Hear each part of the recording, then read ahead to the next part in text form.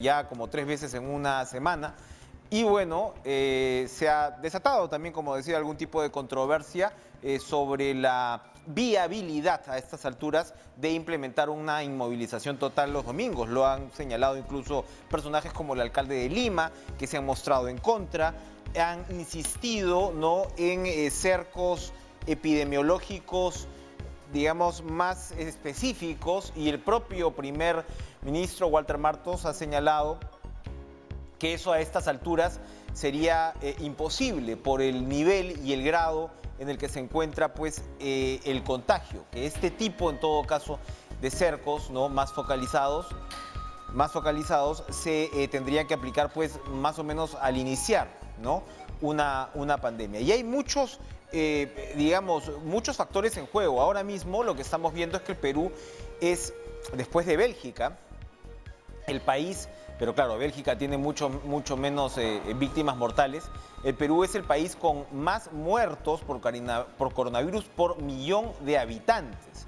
Entonces son números que realmente es innegable que nos están golpeando mucho. Y hay quienes se preguntan, hoy mismo un medio internacional muy importante, como el New York Times, publicaba una investigación con respecto a en qué momento se conseguiría la famosa inmunidad de manada, es decir, en qué momento una comunidad que ya ha tenido a las suficientes personas infectadas y recuperadas ya le hace imposible al virus seguir movilizándose. Por ejemplo, en esta cifra que se ha revelado hoy, siempre son estudios tentativos, ¿no?, pero como digo, es un medio serio, lo ubican en 43%, ¿no?, que tendría que ser en este caso la inmunidad de manada con el coronavirus. Números van, números vienen, pero la realidad es que tenemos 10.143 nuevos casos de COVID-19 en las últimas 24 horas, como les señalaba, un acumulado de 535.946 infectados y muy lamentablemente ya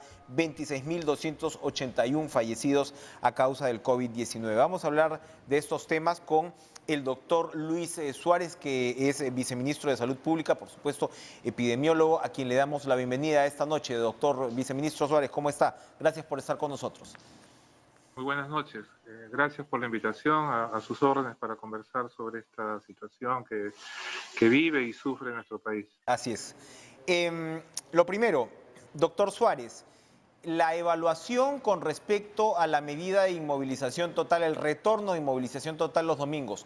No todo el mundo ha estado de acuerdo, ha habido personajes de peso como el alcalde de Lima que se han mostrado en contra. El primer ministro ha señalado que por el alto nivel de contagio y el punto de la pandemia en la que nos estamos moviendo, implementar un cerco epidemiológico hoy, él ha dicho, es imposible. Pero los números son terribles, como usted lo acaba de subrayar. ¿Qué hacer en estas circunstancias? ¿Cuál es la estrategia o la innovación, si se quiere, que sería posible aplicar ante números así? Sí, o sea, permítame explicarle a la población qué es lo que está sucediendo y qué podemos hacer frente a ello. Estamos frente a una enfermedad que se transmite a través de las vías respiratorias de persona a persona. No hay otra manera.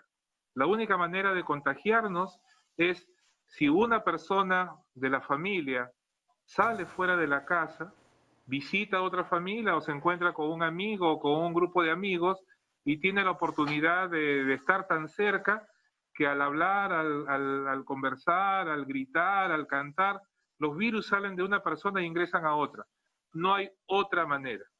Por lo tanto, si seguimos saliendo, seguimos reuniéndonos en grupo pensando en que no pasa nada, como hemos estado viendo en la televisión, las fiestas que le llaman las fiestas COVID, o reuniéndose para celebrar un cumpleaños, recibiendo a los amigos, a familiares que viven en otra casa, cualquier actividad que incremente la probabilidad de encontrarme con otras personas es de altísimo riesgo para contagiar. ¿Qué es lo que sucede? El grupo de investigación, de apoyo que tiene el Ministerio de Salud, llamado el Grupo Prospectiva, ha estado realizando una serie de análisis viendo la tendencia de la salida de las personas durante todos los días. Ya habíamos entrado en un ritmo de hacer compras diarias, interdiarias, para los suministros, para lo que necesitamos en la casa.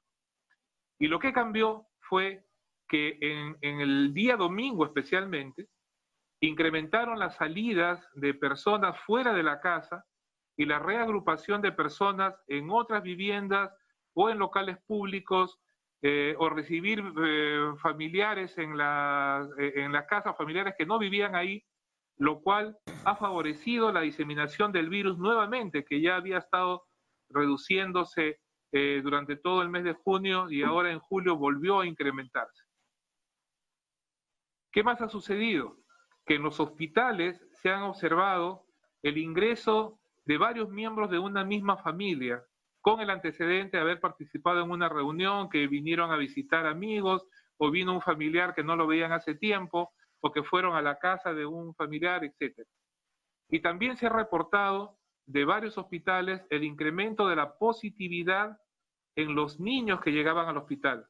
O sea, cuando llegaban los niños al hospital y le medían la prueba de COVID, estaban en 10, 15%, eran positivos, ahora eso ha subido a más del 25% de positividad en algunos establecimientos de salud.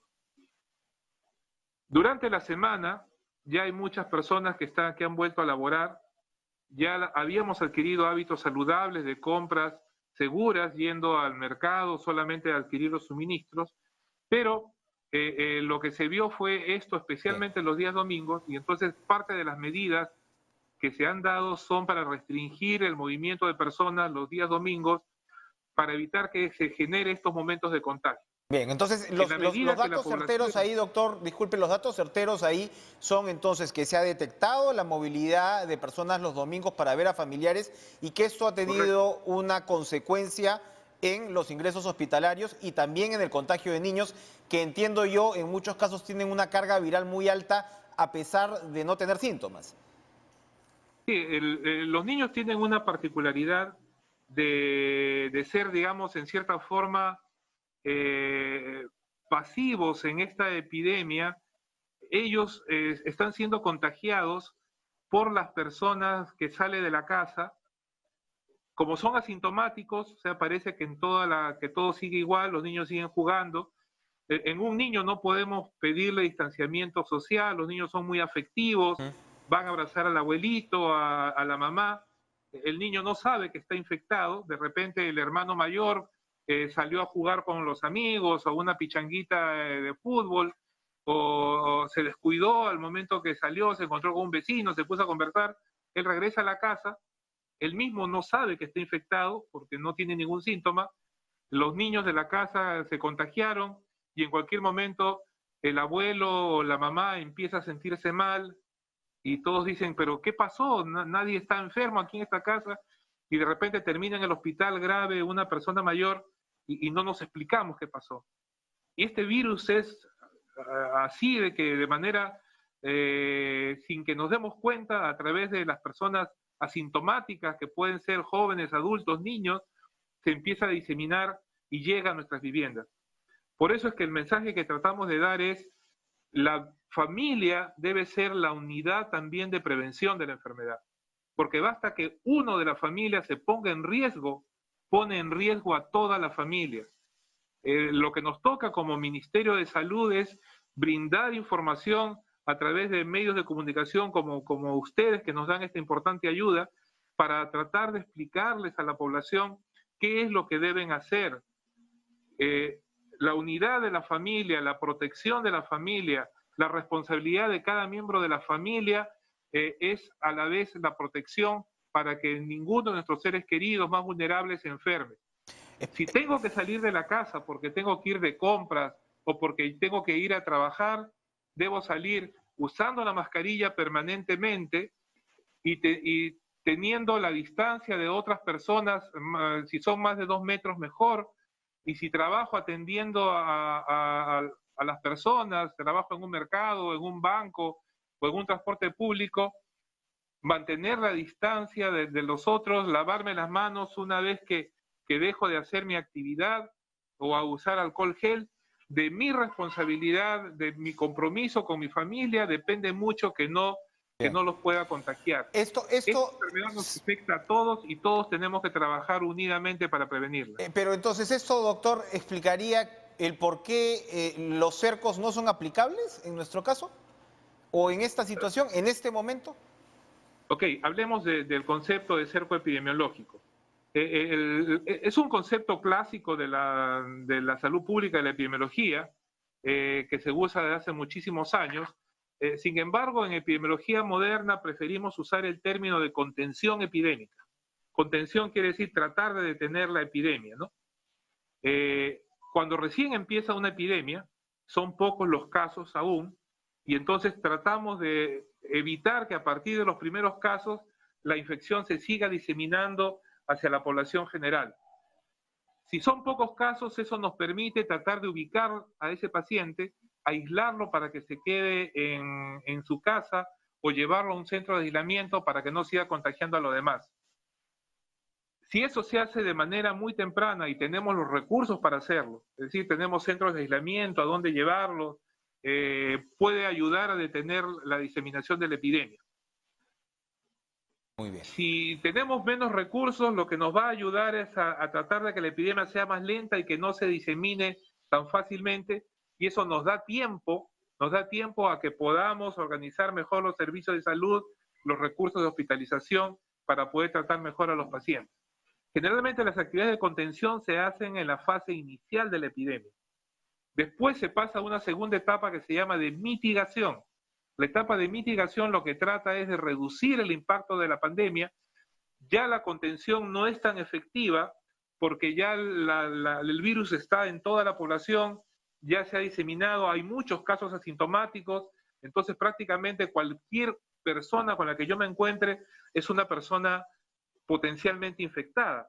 Y yo tengo que mantener mis prácticas de uso de mascarilla, de distancia de la otra persona, con todos. Ya no puedo decir me cuido de él y de él no, tengo que cuidarme de todos. Así es. Incluso tengo que ser consciente de que yo podría haber adquirido una infección asintomática y cuando llego a mi casa también mantener la distancia del abuelito o de la persona mayor que está en mi casa, o si vivo con un enfermo que tiene enfermedad del corazón o tiene cáncer, tengo que mantener la distancia y no es momento de abrazarlo, apapacharlo, porque tengo que ser consciente que yo puedo estar haciendo una forma sintomática si es que soy una persona que sale frecuentemente a la calle. En estos momentos, en las zonas donde ya hay transmisión, como está ocurriendo, le damos transmisión comunitaria, las estrategias principales son estrategias de mitigación. Bien. Sin embargo, todavía podemos utilizar estrategias de contención en los lugares donde recién está llegando la epidemia. Recordemos que siempre las epidemias se inician por las grandes ciudades densamente pobladas, como las ciudades capitales del país, y después empieza a extenderse hacia los pueblos más lejanos, hacia los distritos, incluso a las comunidades indígenas, andinas o amazónicas, y cuando recién aparecen los casos podemos todavía estar a tiempo de hacer algunas medidas de contención. Le voy a pedir por favor que hagamos una pausa y regresamos con más en Cara a Cara. Regresamos con el viceministro Luis Suárez.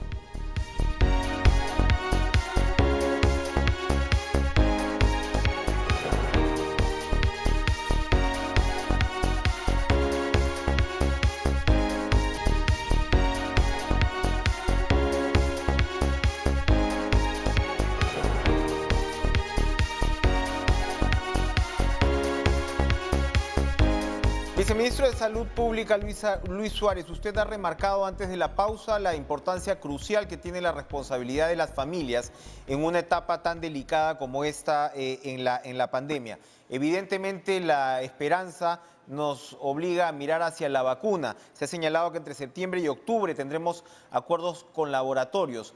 ¿Cuál es su percepción sobre el proceso para alcanzar la vacuna? Rusia ya anunció lo suyo, China aprobó otra patente, hay quienes se muestran pues escépticos con estas iniciativas y van más hacia otras como la de Oxford y demás. ¿Cuál es su percepción al respecto y cómo va avanzando el Perú en esa materia? Gracias por la pregunta. El tema de las vacunas es sumamente importante. Frente a una enfermedad de este tipo, la esperanza está en contar con una vacuna efectiva para poder proteger a la población, principalmente a la población con mayor riesgo de enfermar gravemente o morir. Las vacunas para ser producidas pasan por todo un proceso para garantizar que la vacuna sea realmente efectiva, que proteja a las personas y que sean seguras, que no produzcan ningún efecto secundario, ningún riesgo para las personas. En estos momentos hay en el mundo 8 vacunas que están en la última fase del proceso de investigación, se llama la fase 3 de los ensayos clínicos, en la cual la vacuna se prueba en miles de personas para estar seguros de que son efectivas y que son seguras, que no van a causar ninguna reacción importante en las personas. El Ministerio de Salud ha conformado una comisión multisectorial que está en constante comunicación con los laboratorios productores de las vacunas. Ya ha hecho acuerdos de confidencialidad con 6 de ellos. Estos acuerdos de confidencialidad significa que hemos establecido una relación de comunicación con el laboratorio productor y que nos están informando permanentemente en cómo va el avance de la vacuna, para que en el momento que ya obtengan los resultados y sepamos que es una vacuna segura, poder establecer ya un mecanismo de compra para adquisición de la vacuna. Este proceso se va a dar, como muy bien ha dicho, en los siguientes meses, probablemente hasta fin de año. Paralelamente a ese mecanismo de relación directa con los laboratorios, se ha creado un fondo internacional para adquisición de las vacunas que se llama COVAX Facility. Esta es una gran coalición donde participa la Organización Mundial de la Salud y otras organizaciones como la Fundación de Bill y Melinda Gates, la organización CEPI, el Fondo Mundial de Lucha contra Epidemias y otras. ¿Por qué se ha formado esta gran coalición? Esta gran coalición lo que busca es facilitar el proceso de adquisición de las vacunas en los grandes laboratorios y la distribución equitativa para todo el mundo, especialmente para los países de bajos y medianos recursos. Perú ya está inscrito en este fondo COVAX y más o menos lo estimado que vamos a adquirir a través de este fondo son alrededor de 6,5 millones de dosis de vacunas para vacunar a la población de mayor riesgo, de mayor vulnerabilidad, que como muy bien sabemos son las personas mayores de 60 años y las personas que tienen comorbilidades, que son los que hacen las formas graves de la enfermedad y tienen mayor riesgo de fallecer. Asimismo, en este grupo también están los servicios de salud, los trabajadores de salud y las Fuerzas Armadas, policiales, los trabajadores de vigilancia, de limpieza, que son los que permiten responder frente a la epidemia y atender a las personas. Necesitamos garantizar que los enfermos van a ser atendidos y que las personas de mayor riesgo van a ser protegidas. Después vendrán los siguientes grupos de población hasta poder vacunar a toda la población si es posible. Muy bien. Se estima de que una vez terminado el proceso de investigación, esperamos que sea antes del fin de año, viene el proceso en que las vacunas tienen que ser aprobadas por las agencias reguladoras internacionales y una vez que se aprueban empieza la producción de la vacuna, o sea, ya su fabricación en masa, que eso debe darse en el primer trimestre del próximo año y inmediatamente empieza la distribución a los países y esperamos, esto es una estimación de tiempo, no podemos asegurar que va a ser así, todos están corriendo una gran carrera de velocidad en hacer las cosas lo más rápido posible y quizás lo tengamos antes, ¿no? Pero una estimación sería para abril o mayo del próximo año, iniciando el segundo trimestre, que podamos tener ya la vacuna en el país y empezar a vacunar. Muy bien. Mientras tanto, mientras no tengamos vacuna, yo le pido a la población peruana que tengamos fortaleza, que como familia nos organicemos para poder ayudarnos mutuamente. Las personas que tenemos que salir a trabajar o a hacer compras, hacerlo con el mayor cuidado posible para evitar contagiarnos y traer la infección. Usar la mascarilla permanentemente. Por ejemplo, yo vengo a trabajar, estoy todo el día en el Ministerio de Salud con la mascarilla, llego a mi casa, mantengo distancia de las personas mayores para evitar una eventual posibilidad de contagiarlas. Y así tenemos que comportarnos todos para poder ayudar a estar libre de este riesgo. Muchas gracias, doctor Luis Suárez, viceministro de Salud Pública, por acompañarnos. Vamos a hacer una pausa, pero regresamos con el monseñor Carlos Castillo, por supuesto, arzobispo de Lima, que ha hablado fuerte con respecto a el oxígeno, a la falta de oxígeno y el monopolio alrededor de este elemento esencial. Volvemos.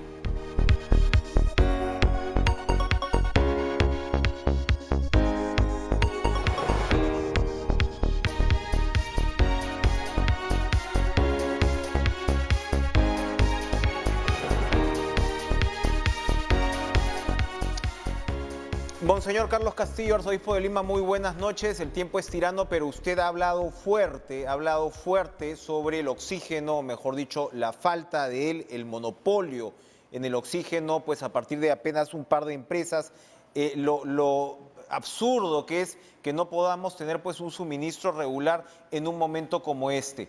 Cuéntenos, por favor, cuál es la propuesta, el reclamo que hace desde su trinchera, monseñor.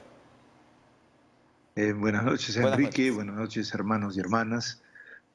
Bueno, este fin de semana ha sido un gran motivo de decir una palabra al respecto, porque hasta el viernes teníamos noticias de que la cosa no andaba. Evidentemente estos días, ayer en concreto ha habido un signo en la noche muy fuerte y esta mañana también. En Huancayo se han podido aceptar ya la entrada de las plantas y Monseñor Barreto ya lo ha declarado esta mañana y hace un rato también, hace 2 horas. Sin embargo, digamos, partamos del asunto central, ¿no? Todavía hay una concentración muy grande de algo tan elemental como el oxígeno.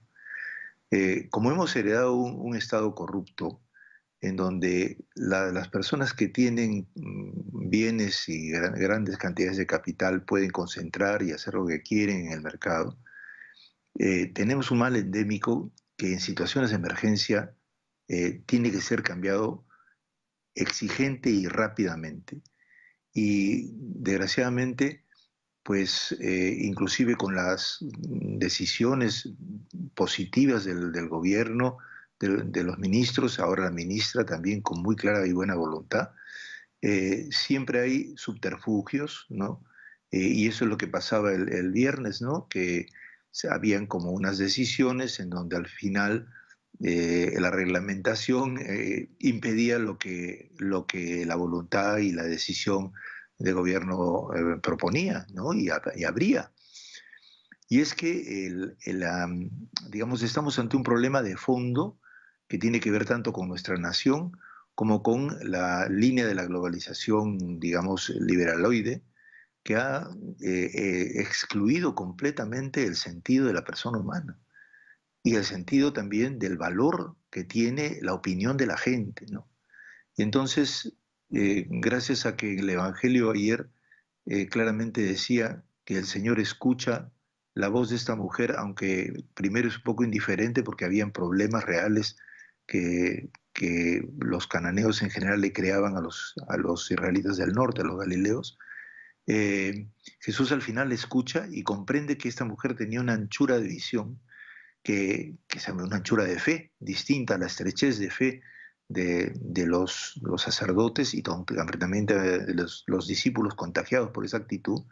Jesús escucha y cambia, y cede y dice, sí, que se haga este milagro para ti, pero también para toda la gente. Y cuando hay una necesidad urgente, un grito tan unánime en el pueblo, nosotros no podemos ser insensibles, no podemos estar totalmente, digamos, neutros, como si fuéramos postes, ¿no? Y eso es lo que crea el dinero en nosotros, nos convierte en metal, nos convierte en dinero y nos vuelve postes y nos vuelve absurdos. Y yo creo que ya estas reflexiones y la palabra de Monseñor Barreto y la palabra de la Iglesia en diversas partes, como ha sido en Iquitos, y está logrando que empecemos todos a recapacitar, ¿no? Y yo me alegra que se hayan dado estos pasitos en las últimas horas, porque inclusive hoy día ha ido una comisión a ver la planta de La Oroya para ver si se puede activar. Y es una gran cosa que eso se haga y que se disminuyan esas reglamentaciones de de niveles absurdos ya de pureza, ¿no? Así es. Con un 92-93% es suficiente, ¿no? En el mundo. Y aquí se están poniendo, o sea, estamos así, yo decía la vez pasada, más puros que los sacerdotes de Israel, no que se creían puros. Muy bien. Entonces, eso está, ¿no? Muy bien. Y la idea es, sobre todo quisiera decir, la idea grande es que todos tenemos que movilizarnos. La ciudadanía tiene que completar el trabajo que el Estado, por muchas razones, no termina de resolver, aunque, digamos, la acción del gobierno puede tener mucha intencionalidad, ¿no? Llamo a toda la gente, se organice, denuncie, hable, y sobre todo que comprenda que la gente, el pueblo sencillo, tiene capacidad de organizarse. Lo que pasa es que no contamos con él ni le preguntamos nunca su opinión, ¿no? Carlos Castillo, arzobispo de Lima, muchas gracias por compartir esta reflexión. Efectivamente, buenas noches, gracias. En una economía tan concentrada como la nuestra, donde lamentablemente el oxígeno no es la excepción y ahora se ve claramente y dolorosamente el drama. Sin más demora, Carolina Salvatore, te doy el pase para toda la información deportiva. Un excelente programa. Gracias, Enrique. Te veo mañana.